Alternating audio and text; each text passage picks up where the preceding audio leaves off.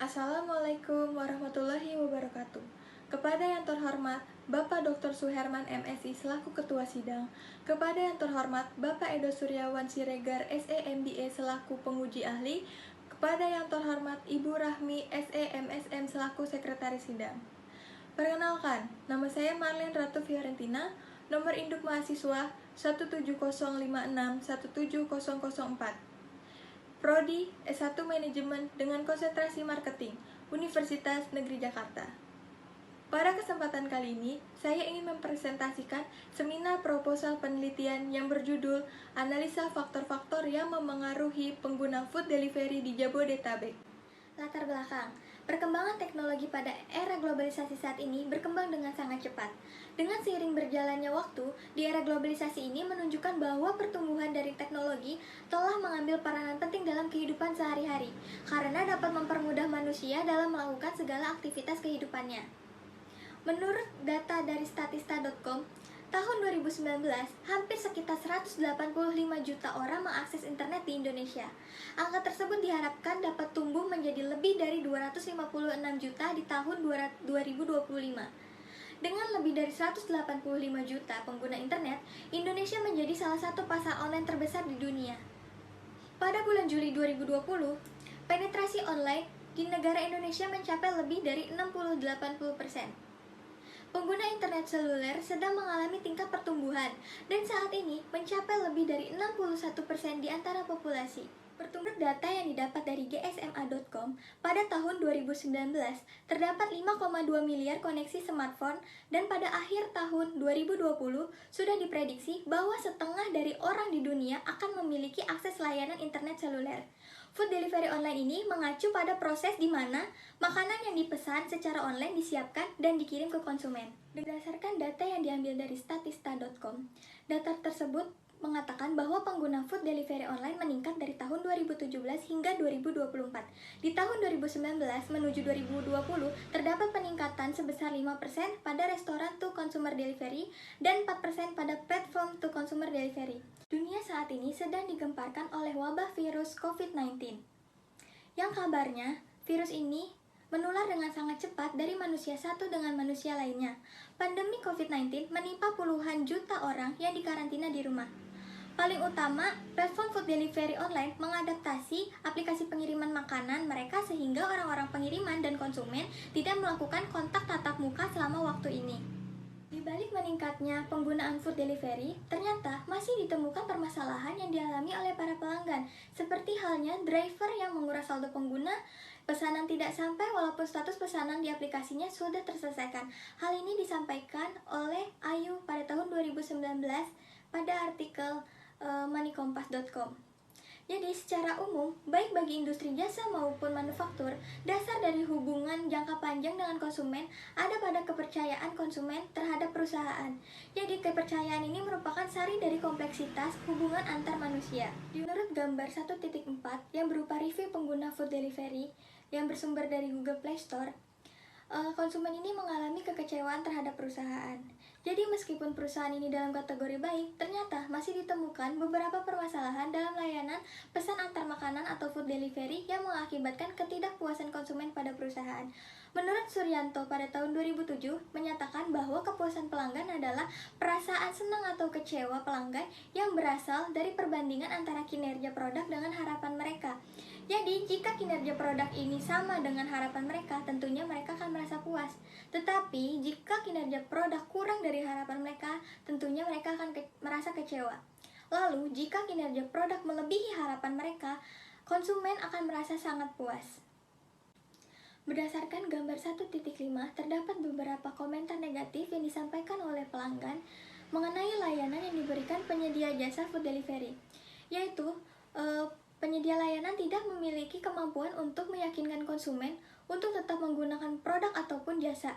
Berdasarkan hal tersebut, konsumen merasa bahwa layanan yang diberikan tidak memuaskan sehingga konsumen lebih tertarik menggunakan layanan food delivery kompetitor.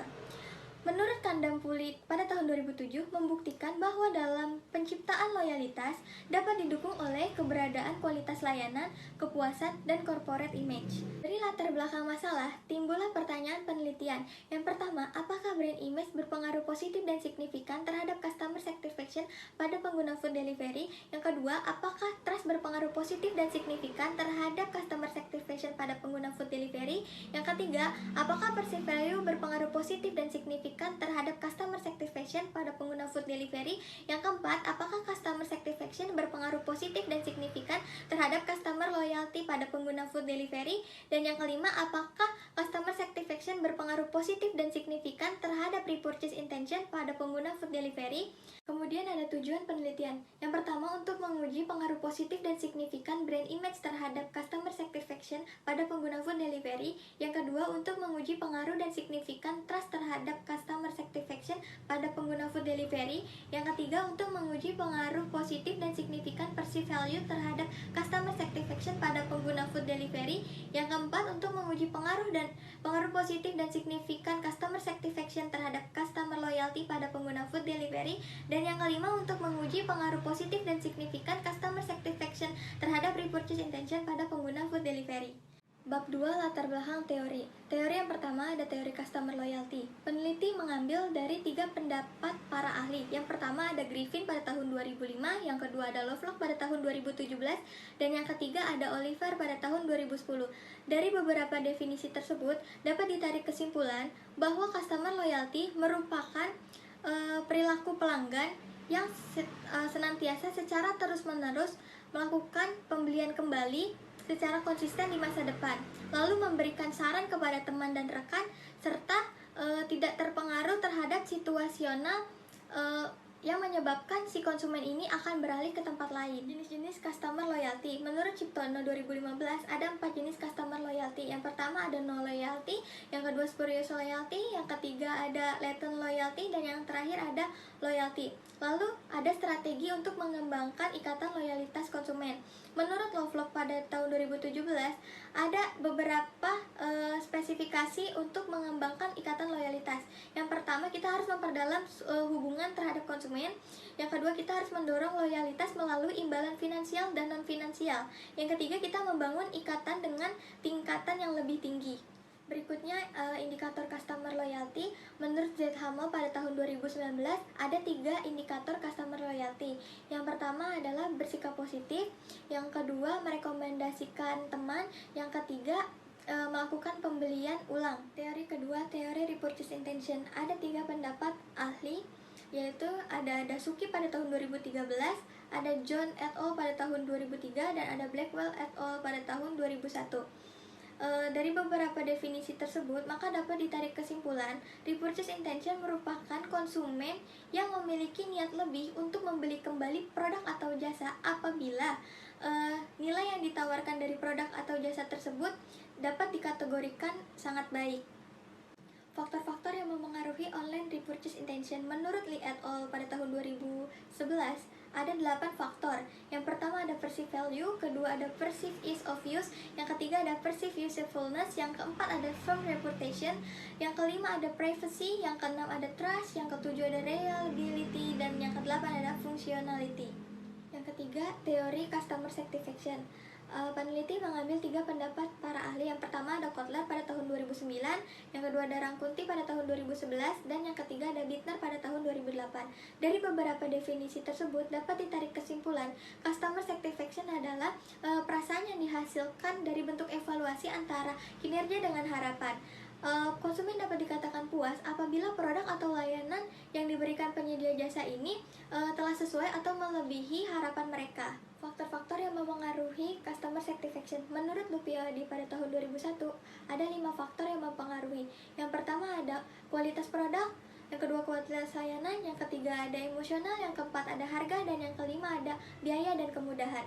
Lalu indikator dari kepuasan konsumen menurut Hawkins dan Lonely di dalam Ciptono pada tahun 2004, yang pertama ada kesesuaian harapan, yang kedua ada minat berkunjung kembali, dan yang ketiga ada kesediaan dalam merekomendasikan. Elemen program kepuasan konsumen diungkapkan oleh Ciptono pada tahun 2009. Ada beberapa elemen program kepuasan konsumen. Yang pertama, barang dan jasa berkualitas. Kedua, relationship marketing. Yang ketiga, program promosi loyalitas. Yang keempat, ada best customers. Kelima, ada penanganan keluhan yang efisien. Yang keenam, unconditional guarantees. Yang ketujuh, program pay for performance.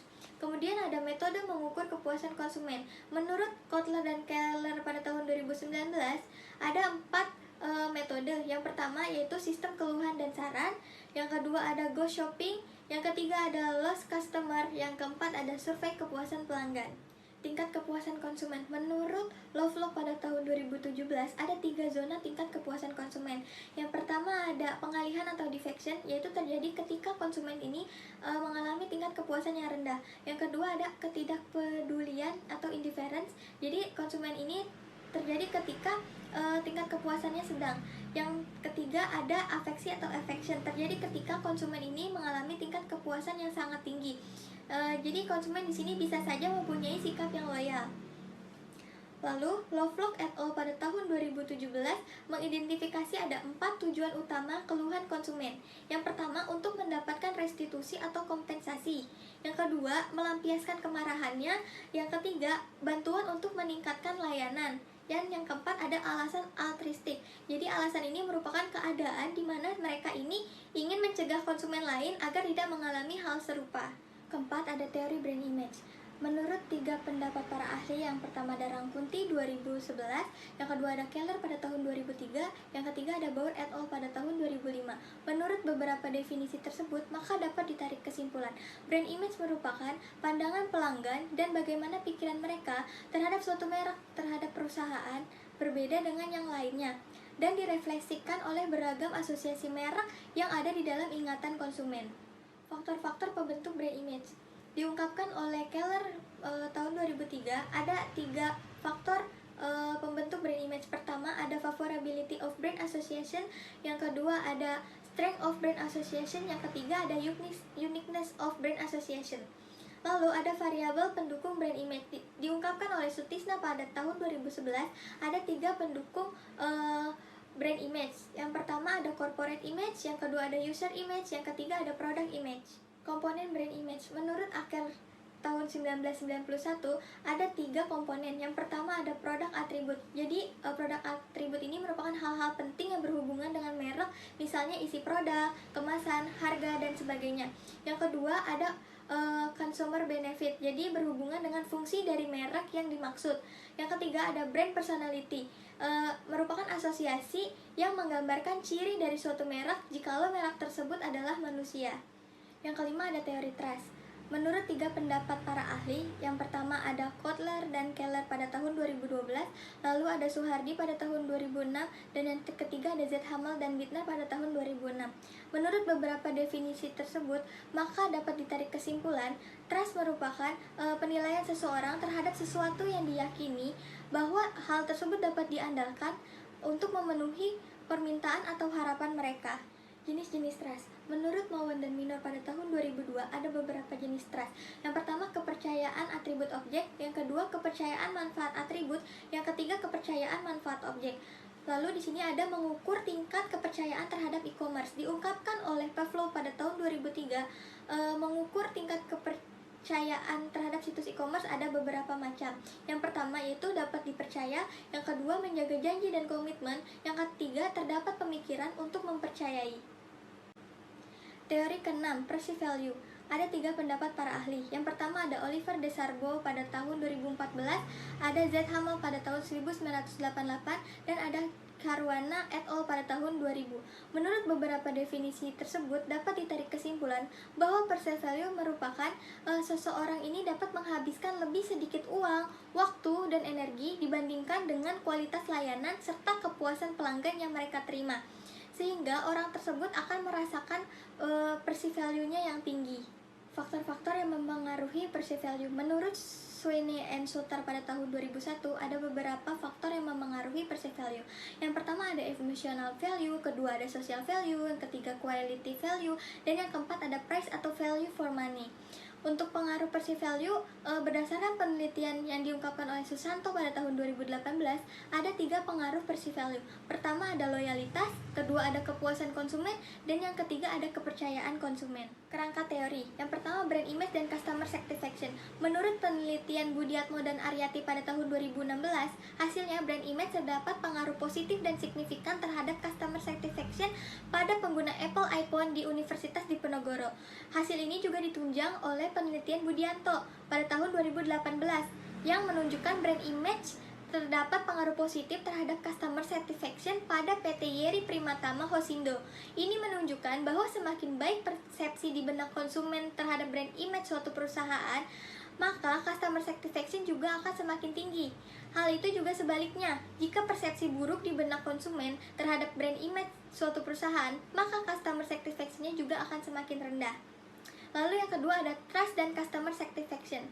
Menurut penelitian yang dilakukan Mufli Hadi dan Rubianti pada tahun 2016, hasilnya trust terdapat pengaruh positif dan signifikan terhadap customer satisfaction pada konsumen florist online di kota Denpasar. Kemudian kemudian ditunjang juga oleh Sonia dan Devi pada tahun 2018. Jadi trust terdapat pengaruh positif dan signifikan terhadap customer satisfaction pada konsumen florist online di kota Denpasar. Hal ini menunjukkan bahwa semakin tinggi rasa kepercayaan konsumen terhadap suatu perusahaan, maka customer satisfaction-nya juga akan semakin tinggi. Yang ketiga, perceived value dan customer satisfaction. Menurut penelitian Hapsari et al. Pada tahun 2016, hasilnya perceived value ini memiliki pengaruh positif terhadap customer satisfaction pada pengguna Indonesia Airlines di Surabaya dan Malang. Lalu hal ini didukung juga oleh penelitian yang dilakukan TAN pada tahun 2019. Hasilnya, perceived value terdapat pengaruh positif dan signifikan terhadap customer satisfaction pada konsumen Shopee di Surabaya. Jadi ini menunjukkan bahwa semakin tinggi konsumen memiliki perceived value dalam arti suatu produk atau layanan menunjukkan kualitas yang tinggi dapat membangkitkan sisi emosional konsumen, maka diharapkan customer satisfaction juga akan semakin tinggi. Begitu juga sebaliknya, jika perceived value konsumen semakin rendah terhadap kualitas produk atau layanan, maka customer satisfaction-nya juga akan semakin rendah. Yang keempat, ada customer satisfaction dan customer loyalty. Yang keempat, customer satisfaction dan customer loyalty. Menurut penelitian Ferdian pada tahun 2012, hasilnya customer satisfaction ada dampak positif dan signifikan terhadap customer loyalty pada konsumen swalayan berkah di Bank Sri Jepara. Lalu pemaparan ini juga ditunjang oleh penelitian Kasiri et al. Pada tahun 2017. Hasilnya customer satisfaction terdapat pengaruh positif dan signifikan terhadap customer loyalty pada konsumen di 3 sektor pelayanan di Malaysia. Hal ini menunjukkan bahwa semakin tinggi tingkat customer satisfaction terhadap suatu perusahaan, maka customer loyalty-nya juga akan semakin tinggi. Sebaliknya, jika tingkat customer satisfaction ini semakin rendah terhadap suatu perusahaan, maka customer loyalty juga akan semakin rendah. Kelima, customer satisfaction dan repurchase intention. Menurut penelitian oleh TAN 2019, hasilnya yaitu customer satisfaction ada dampak baik dan signifikan terhadap customer loyalty pada pengguna Shopee di Surabaya. Lalu pemaparan tersebut juga sejalan oleh penelitian Lagita dan Briliana pada tahun 2018, yang hasilnya customer satisfaction ini memiliki pengaruh positif dan signifikan terhadap repurchase intention pada pengguna Lazada. Hal ini menunjukkan bahwa tingkat level customer satisfaction terhadap suatu perusahaan semakin tinggi, maka semakin tinggi pula repurchase intention-nya. Sebaliknya, jika tingkat customer satisfaction-nya rendah terhadap suatu perusahaan, maka semakin rendah juga tingkat repurchase intention. Bab 3, ada metodologi penelitian. Untuk tempat penelitiannya, tempat yang ditetapkan oleh peneliti yaitu area Jabodetabek, dan untuk waktu penelitian yaitu dengan rentang waktu bulan November 2020 hingga Januari 2021. Untuk pendekatan penelitian, peneliti menggunakan pendekatan kuantitatif, yaitu pendekatan kuantitatif karena data penelitian ini berupa angka-angka dan analisisnya ini akan menggunakan statistik. Untuk penelitian kuantitatif, peneliti menggunakan metodenya yaitu metode survei. Jadi penyelidikan ini digunakan untuk memperoleh fakta-fakta dan gejala-gejala yang ada serta mencari keterangan secara faktual. Dan untuk populasi, peneliti ini menggunakan populasi seluruh pelanggan yang menggunakan aplikasi food delivery yang berdomisili di Jabodetabek. Serta sampelnya. Sampel ini yang digunakan adalah teknik non-probability sampling Untuk jenisnya yaitu menggunakan purposive sampling, yaitu teknik penentuan sampel dengan pertimbangan tertentu. Adapun kriteria sampel pada penelitian ini, yang pertama berdomisili di area Jabodetabek, yang kedua berusia 17 tahun ke atas, yang ketiga pengguna aplikasi food delivery minimal 3 kali dalam 6 bulan terakhir. Dan untuk jumlah sampelnya, untuk mengurangi tingkat kesalahan, maka sampel yang dipilih yaitu sebanyak 200 sampel. Penyusunan instrumen. Ada 3 variabel. Yang pertama variabel independen, X1 brand image, X2 trust, dan X3-nya perceived value. Untuk variabel dependen, Z1 adalah customer loyalty, Z2-nya adalah repurchase intention. Dan untuk variabel moderator atau variabel Y, yang dipilih adalah customer satisfaction. Kemudian ada skala pengukuran. Skala pengukuran menggunakan skala Likert dengan skala genap atau skala peringkat 6 poin. Lalu di sini ada teknik pengumpulan data. Teknik pengumpulan data yang digunakan adalah kuesioner dengan metode secara daring melalui Google Form dan akan disampaikan melalui aplikasi WhatsApp, Line, Instagram, atau aplikasi pendukung lainnya. Teknik analisis data. Peneliti memanfaatkan software SAM dengan program AMOS versi 24. Yang pertama ada analisis deskriptif, yaitu menawarkan garis besar atau ringkasan data yang berasal dari nilai rata-rata, standar deviasi, nilai maksimum, minimum, angka skala, kurtosis, dan kemiringan. Yang kedua ada uji validitas, yaitu digunakan untuk mengukur valid atau tidaknya suatu data yang diambil. Yang ketiga ada uji reliabilitas, berupaya untuk menilai sejauh mana suatu alat ukur yang aman dapat digunakan.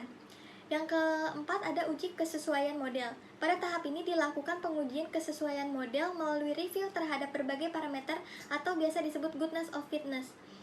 Dan yang terakhir ada pengujian hipotesis. Hipotesis akan diuji setelah dilakukan pengujian kualitas indeks dan model. Sekian presentasi yang dapat saya sampaikan pada kesempatan kali ini. Kurang lebihnya mohon maaf. Wassalamualaikum warahmatullahi wabarakatuh.